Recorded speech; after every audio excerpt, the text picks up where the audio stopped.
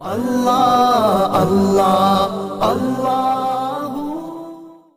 اور یہ بھی آپ دیکھو کہ مقصود ازوئے ادائے وظائف بندگیز و ذل و انکسار و عجز و افتقار و دوام التجاء و تضرع بجناب قدس خداوندی جل سلطانہ سبحان اللہ۔ انسان کی تخلیق کا مقصد کیا ہے؟ ادائے وظائف بندگی، بندگی کر لیں اور اپنے آپ کو عاجز، منکسر، اپنے آپ کو فقیر، اپنے آپ کو ہمیشہ رب کی بارگاہ میں ملتجی، التجا کرنے والا، تضرع عاجزی کرنے والا بنا دے۔ رب نے اس کو اسی لیے پیدا۔ عبد کی معنی کا پتہ ہوگا نا آپ کو، عبد کہتے ہیں بندہ کو، اور عبد کی ایک اور معنی ہے غلام۔ تو یار غلام کا کام کیا ہوتا ہے؟ غلام کا کام یہی ہوتا ہے کہ جس کام کا آرڈر ان کی مالک نے ان کو دیا ہوا ہے وہی کام کرتے رہے، بس نیور کہ وہ کسی اور کام کی طرف چلا جائے، وگرنہ ان کا بادار مولا ناراض ہوگا۔ ایسے ہی عبد جو ہے وہ غلام ہے، فلہذا جب عبد غلام بنا تو جو رب کا حکم ہے اسی پر عمل پیرا ہوتا جائے گا۔ وہ مقصود از ادائے آن منافع و مصالح عباد است، وہ عبادت جس پر شریعت محمدی ناطق ہے، جس پر شریعت محمدی نے حکم فرمایا وہ عبادت کر لے، تو پھر اس سے مقصد جو ہے منافع و مصالح عبادت۔ عبادت جب ہم کرتے ہیں تو اس میں بھی ہمارا ہی فائدہ ہے، ہمارا ہی فائدہ ہوتا ہے۔ وہ بجناب قدس خداوندی عز شانہ ہیچ ازان عائد نمی شود بجان ممنون گشتہ میں باید کر دو۔ اب ہم کیا کرتے ہیں؟ فائدہ ہے تو عبادت میں بھی ہمارا ہی فائدہ ہے، اور اگر نہ کرنے میں نقصان ہے تو بھی ہمارا نقصان ہے، کیونکہ اللہ رب العزت ان اللہ غنی عن العالمین، رب کو تمہاری عبادت کی ضرورت نہیں ہے، فائدہ ہمیں ہے۔ فلہذا ہم جو ہے وہ اللہ کے اس احسان کے ممنون و مشکور ہیں کہ رب نے ہمیں عبادت اور طریقہ شریعت محمدی کے مطابق دکھایا۔ اس پر عبادت کرتے جاؤ گے تو رب تم پر اتنے انعامات و اکرامات کرتے جائیں گے۔ وَبَإِنْقِيَادِ تمام در امتثال اوامر و انتہا از مناہی باید کشید، اور ہم اپنی انقیاد گردن جھکا کے تمام وہ چیزیں جو رب نے ہمیں امر فرمائے اس پر عمل کر لیں، اور جس سے ہمیں منع فرمائے وہ اس سے ہم منع ہو جائیں۔ اب دیکھیں رب کائنات باوجود اس کی کہ اللہ رب العزت غنی عن العالمین ہے، پھر بھی اپنی بندوں کو امر فرماتا ہے اور کچھ چیزوں سے منع فرماتا ہے۔ رب کو تو یہ چاہیے تھا کہ اللہ کسی کے بارے میں نہ فرماتے، عبادت کرو یا نہ کرو تم میرے بندے ہو، نہیں کیا تو میں عذاب دوں گا۔ عبادت کی طریقے اور سلیقے بھی نہ سکھاتا، لیکن رب اتنا کریم ہے کہ عبادت کی سلیقے اور طریقے بھی ہمیں سکھا۔ محتاجان را شکر ان نعمت بروج اتم باید کر، و بمنت داری تمام در امتثال احکام باید کشید۔ ہم محتاج جو ہے وہ اس نعمت کا شکر ادا کر لے اور اپنی تمام محنت کے ساتھ اللہ رب العزت کی احکام کی امتثال کرتے جائیں گے۔ آپ فرماتے ہیں مثال سے سمجھا دیتا ہے، فرماتے ہیں دیکھو ایک بندہ ہو، بادشاہ ہو یا بڑے سٹیٹس مرتبے والا بندہ ہو، وہ اگر اپنی ایک غلام کو حکم دے کہ یہ کام کر دو، وہ غلام کتنی بھاگ دوڑ کے ساتھ اس کام کو ادا کرتے ہیں۔ وہ کہتے ہیں یار فلاں کا حکم ہے ہمیں، تو فلاں کا جب حکم ہوا تو ہم ضرور بالضرور یہ کام کرتے جائیں گے۔ فرماتے یار کیا ہوا تجھے، تو دنیا کے حکمرانوں سے بھی اپنی رب کے حکم کو کم مانتے ہو، ان کے حکم پر عمل نہیں کر رہے۔ فرماتے میرے بیٹے پھر اللہ رب العزت کے بارگاہ میں آپ توبہ کر لو، توبۃ نصوحا، اور فرماتے ہیں کہ جن کاموں سے اللہ کریم نے ہمیں منع کیا ہوا ہے اور جن کاموں کو اللہ کریم نے حرام فرمایا ہوا ہے اس سے اپنے آپ کو بچاؤ۔ 5 وقت نماز با جماعت پڑھو، اور اگر قیام اللیل اور نماز تہجد میسر ہو گیا تو فرماتے ہیں یہ تو پھر سعادت ہی سعادت ہے۔ اور زکوٰۃ ادا کر لیا کرو، زکوٰۃ مال جو ہے وہ بھی ارکان اسلام سے ہیں، اور فرماتے ہیں کہ آپ کہیں گے کہ میں اکٹھے کیسے زکوٰۃ دے سکوں گا، تو ان کا بھی ایک طریقہ ہے۔ آپ فرماتے ہیں جس وقت آپ کے پاس پیسہ آ جائے اس میں سے بنیت زکوٰۃ، جتنی زکوٰۃ آپ کی بنتی ہے سب زکوٰۃ کو آپ ایک سائڈ پہ رکھ لو، ان میں سے الگ کر دو، اور پوری سال میں جتنی فقراء کو آپ پیسے دیتے ہیں اسی زکوٰۃ کے پیسوں سے ادا کرتے رہو، تو تو آپ کا زکوٰۃ بھی ہوتا رہے گا اور فقیر بھی خوش ہوتے رہیں گے۔ ویسے آپ کے پاس جب فقراء آتے ہیں تو آپ ان کو تو دے رہے ہو نا، جب ان کو دے رہے ہو تو ان دینے والی چیز کو آپ زکوٰۃ کے مد میں ان کو دیا کرو۔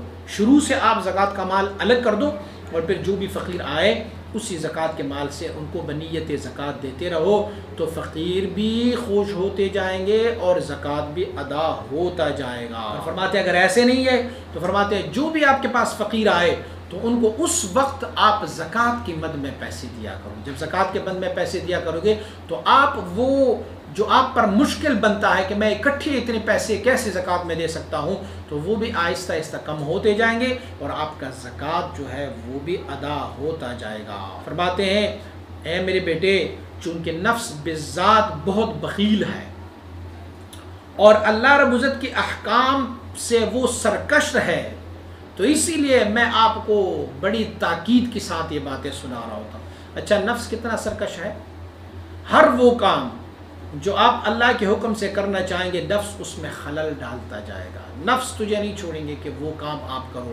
مثلا آپ اگر صدقہ اور خیرات ایسے نفلی کرنا چاہیں تو آپ بہت کھلے ہاتھ سے دے دیں گے، لیکن وہی اگر آپ زکوٰۃ کی مد میں دینا چاہیں گے تو نفس ہزار حیلے اور بہانے تجھے بنا کے دے گا۔ آپ لوگوں نے تصور کیا ہوگا کہ جب ہمارے علماء کرام کہتے ہیں کہ صدقہ فطر جو فطرانہ ہوتا ہے ہمارا، وہ آج اس سال 120 روپے ہے، تو کتنا شور مچ جاتا ہے۔ ہر گھر والے کہتے ہیں یار مولوی صاحب نے 120 کہا ہے، ہم تو گھر میں 15 بندے ہیں، یہ دیتے جائیں گے تو یہ تو 2000 روپے ہو گئے، کیسے ہم دیں گے؟ نہیں ہوتا۔ اور وہی 2000 روپے وہ تو ہر ہفتے ویسے ہی خرچ کر رہے ہوتے ہیں، لیکن وہاں کیوں یہ بات بہانہ بناتے ہیں؟ اسی لیے کہ وہاں نفس کبھی نہیں چاہتا کہ اللہ کے حکم کے مطابق آپ کوئی کام کرو، تو نفس زکوٰۃ دینے پر ناراض ہوتا ہے، لیکن صدقہ خیرات نوافل دینے پر وہ ساتھ ہوتا ہے، کیونکہ اس میں نفس کا بھی کچھ نہ کچھ حصہ بن تو جاتا ہے نا۔ کہتے یار لوگ کہیں گے فلاں تو بڑا سخی ہے، کھانا کھلا رہا ہوتا ہے، یار جو کھانا آپ ویسے خیرات و صدقات کی وجہ سے کھلا رہے ہو اسی کھانے کو اگر آپ زکوٰۃ کی مد میں کھلاؤ گے تو نفس کبھی تجھے نہیں چھوڑے گا، ہو گئے گا ہزاروں حیلے اور بہانے اس میں آ جائیں گے۔ تو فرماتے ہیں چونکہ نفس بہت سرکش ہے اسی لیے میں آپ کو بڑی تاکید کے ساتھ یہ باتیں کر رہا ہوں، وگرنہ فرماتے سارے مالوں کا مالک رب کائنات ہے، میں اور تو کیا، میں اور تو مالک نہیں، ان سارے مال کا مالک تو مولا ہے رب کائنات کی مرضی۔ اگر اللہ یہ فرماتے کہ اپنے مال کا چوتھائی حصہ اپنے پاس رکھو اور بقیہ سب اللہ کے نام پہ دے دو تو کیا کرتے ہوتے تھے؟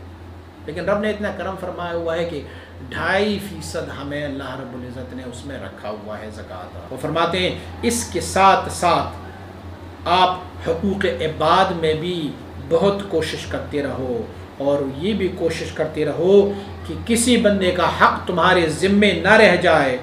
آج اس دنیا میں آپ حقداروں کے حق کو چاپلوسی کے ساتھ تکلف کے ساتھ آپ معافی لے سکتے ہیں۔ کسی کے حق تلفی ہوئی ان کے بارگاہ میں جاؤ، یار میرے پاس تو پیسہ نہیں ہے لیکن آپ تو بڑے کریم ہو، رحیم ہو، شفیق ہو، آپ مجھے معاف کر دے، وہ آپ کو معاف کر دے گا، لیکن کل قیامت والے دن پھر ایسے نہیں ہوگا، پھر وہاں معافی تلافی نہیں چلے گی، وہاں پر آپ کو اس کے بدلے میں کچھ دینا ہوگا، اپنی حسنات دینے ہوں گے۔ اگر تیرے پاس حسنات نہیں ہوں گے تو ان کے گناہ تمہارے ذمے ڈالا جائے گا۔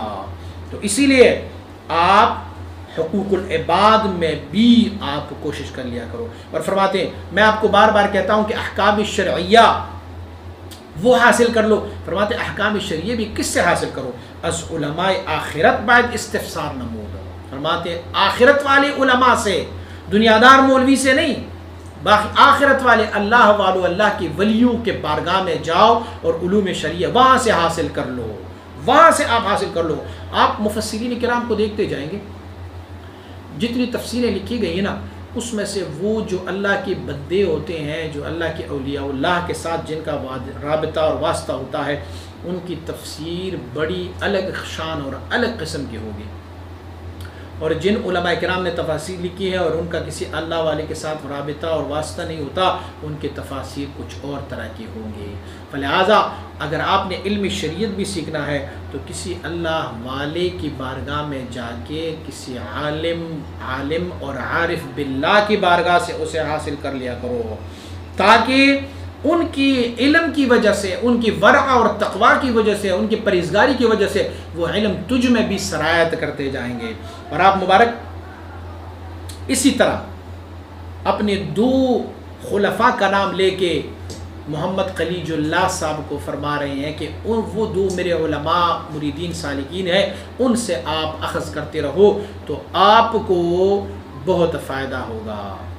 فرماتے ہیں میں آپ کو نصیحت اسی لیے کر رہا ہوں کہ چونکہ آپ نے انابت اور رجوع فقراء کی طرف کی ہوئی تھی تو اسی لیے دل را بواسطہ آن مناسبت در اکثر اوقات توجہ بحال آن فرزند میں شود، چونکہ آپ میرے ساتھ وابستہ ہو گئے تھے تو میں اکثر و بیشتر تمہاری طرف متوجہ رہتا ہوں اور آپ کے حال پر توجہ کرتا ہوں۔ وہی توجہ جو ہے یہ باعث اسی گفتگو کی ہوئی۔ فرماتے ہیں مجھے یہ تو معلوم ہے کہ یہ نصیحتیں آپ نے بار بار سنی ہوں گی، لیکن فرماتے ہیں سننے سے کچھ کام نہیں ہوتا، عمل کرنے سے کام ہوتا ہے۔ تو اسی لیے میں آپ کو کہہ رہا ہوں کہ عمل کر لیتے جاؤ، کیونکہ اگر صرف سننا ہو اور عمل نہ ہو، صرف علم ہو اور عمل نہ ہو تو وہ بھی بندے پر حجت اور دلیل ہی ہے۔ حضور سید عالم صلی اللہ علیہ وسلم کا ارشاد گرامی ہے، فرماتے ان اشد الناس عذابا یوم القیامت عالم لم ينفعه اللہ بعلمہ، فرماتے ہیں سب سے زیادہ شدید عذاب میں قیامت والے دن وہ عالم ہوگا جن کو اللہ رب العزت نے علم پر عمل کرنے اور فائدہ ان سے اس نے نہیں لیا ہوگا۔ تو عالم تو ہوگا لیکن اس کو ان کا علم کوئی فائدہ نہ دے چکا ہوگا، قیامت والے دن سب سے سخت عذاب میں وہ ہوگا۔ فرماتے ہیں میرے بیٹے آپ چونکہ میرے ساتھ بہت کم رہے ہیں، اسی لیے آپ کی صحبت میرے ساتھ کم رہی تھی، تو صحبت کم رہنے کی وجہ سے جو آپ مجھ سے ذکر لیا ہے اور جو انابت کی ہے آپ نے، وہ اگرچہ کوئی فائدہ تو اس نے نہیں دیا ہوگا، کیونکہ بس آئے مجھ سے ذکر لیا اور واپس چلے گئے۔ ہاں تو فرماتے ہیں لیکن مجھے معلوم ہے کہ اللہ کریم نے آپ کو جو استعداد اور کیپیسٹی دی ہے مجھے اس کے بارے میں معلوم ہے، تو میں آپ کو کہتا ہوں کہ اس برکت کی وجہ سے، اس انابت کی وجہ سے اللہ رب العزت آپ کو آخر میں توفیق عنایت فرمائیں گے کہ آپ شریعت مطہرہ پر چلنے کی کوشش کریں گے اور دنیا کو اپنے باطن سے نکالتے جائیں گے۔ تو اگر آپ ایک دفعہ پھر رجوع کر لیں گے تو رب کائنات تمہاری ان ساری چیزوں کو کہ جو تمہارے باطن کو ڈسٹرب کر رہی ہے، وہ ساری چیزیں جو شریعت مطہرہ سے تجھے دور رکھتی ہیں، انشاءاللہ العزیز اگر آپ رجوع کر دیں گے تو اللہ کریم تجھے دین اور شریعت پر چلنے کی توفیق عنایت فرمائیں گے۔ کیوں؟ فرماتے جو بیج میں نے وہاں پر ڈالا ہوا ہے نا، جو میں نے وہاں پر چنگاری روشن کی آپ کے باطن میں، تو وہ کیسے چنگاری ہے؟ فرماتے عشق آن شعلاس کو چون بر فروغ، ہر جز معشوق باقی جملہ سوخ، تیغ لا در قتل غیر حق براند، ورنگر زان پس کے بعد لا چی ماند الا اللہ باقی جملہ رفت، شاد باش اے عشق شرکت سوز زفت۔ فرماتے ہیں سبحان اللہ، عشق وہ شعلہ ہے کہ جب وہ بڑک اٹھتی ہے معشوق کے سوا جو کچھ بھی ہوتا ہے اسے جلا ڈال دیتی ہے۔ العشق نار فی القلب یحرق ما سوى المحبوب، فرماتے ہیں عشق وہ نار ہے، وہ آگ ہے جو دلوں میں بڑک اٹھتی ہے اور ما سوى اللہ، محبوب کے سوا سب کچھ کو جلا ڈالتی ہے۔ فرماتے تیغ لا در قتل غیر حق بران، کہ لا الہ الا اللہ کی جو لا ہے، یہ لا کی تلوار جو ہے یہ غیر خدا، غیر اللہ کے قتل میں چلاؤ، اس کے بعد دیکھو کہ لا کے بعد کیا باقی رہتا ہے۔ فرماتے ماند الا اللہ باقی جملہ رفت، فرماتے پھر صرف الا اللہ ہی رہ جاتا ہے، باقی سب آپ کی ساحے دل سے نکل جاتا ہے۔ تو شاد باش اے عشق شرکت سوز زفت، اے میری مضبوط عشق جو شرکت کو کبھی قبول نہیں کرتا، تو زندہ باد، تو شاد باش۔ تو فرماتے ہیں تیرے دل میں، تیرے قلب میں، تیرے روح میں، تیرے باطن میں نے وہ چنگاری جلائی ہوئی ہے، وہ چنگاری ہے کہ اگر اس کو بھڑکایا جائے تو پھر ما سوى اللہ سارا کچھ دل سے نکل جاتا ہے، پھر صرف الا اللہ ہی رہ جاتا ہے۔